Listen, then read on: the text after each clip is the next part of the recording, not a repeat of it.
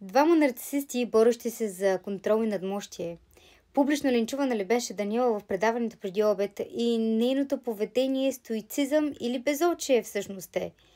В крайна сметка, защо ни бяха и моралните стожери в лицето на останалите участнички от предаването Аргенът? В предаването Мартин подходи към единствената жена, която нямаше да му пусне извън предаването. Предполагам, вече няма човек, който да не е гледал предаването преди обед с участието на Даниела и Мартин. Краят беше ясен, и двамата са нарцисисти, и двамата се бориха за контрол и се опитваха да се нацакат един друг през цялото предаване. Така, знам, че Мартин обича да бъде в светлината на прожекторите, както каза и бившата му Емануела. Затова влиза в поредното ТВ реалити. Знаем и за Даниела, че се опитва да промотира своята книга и своята теза за жените и прочее. Затова и тя се записва, за да влезе там и да стане по-известна. Мъжкото его на Мартин е дълбоко наранено и затова се опитва всеячески да й го върне на Даниела и я напада по този грозен начин в национален ефир. Мисля, че много хора не смеят да кажат истината такава каквато е, но Мартин с някои от участничките вече е имал предишни взаимоотношения в миналото. А останалата част от участничките може да ги има, когато си поиска. Вече видяхме клипове по дискотеките с косара и с не знам си кой. Така че той може да ги има тях. Но Даниела не можеше да я има, освен ако не беше предприел действията, които предприе в предаването. Тоест, тя за него е трофей, тя е награда.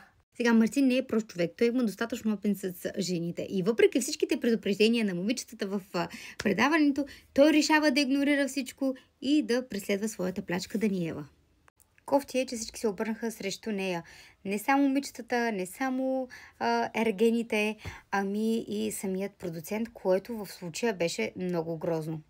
Аз не мисля, че предаването ще да има толкова голям интерес, ако в него не участваше именно скандалната Даниела.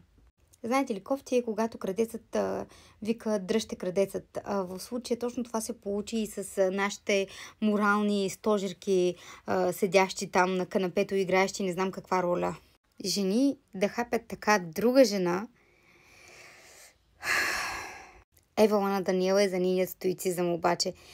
До някъде и безочие, но да запазиш такова самообладание при толкова много нападки, идващи от всеки, от всякъде, заобиколена от хора, които я нападат, за мен това е просто... не знам. Мартин се опита да се изкара жертва, но дали не си вкара автогол?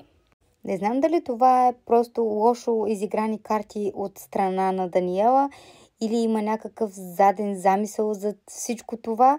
В крайна сметка тя не се опитва да се хареса на всички. Напротив, от самото начало още показваше как на нея не й пука за мнението на останалите и тя и сама може.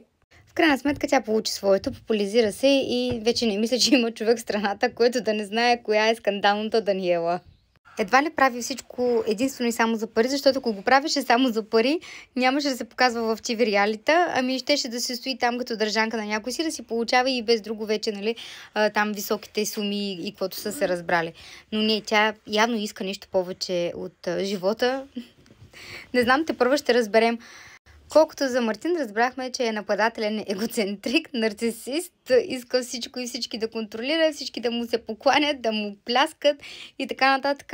И естествено, не знам там вече дали е за спорт или за какво, но аз не мисля, че там от ергенките има някой, която може да му се опре, а и извън този окръг, нали.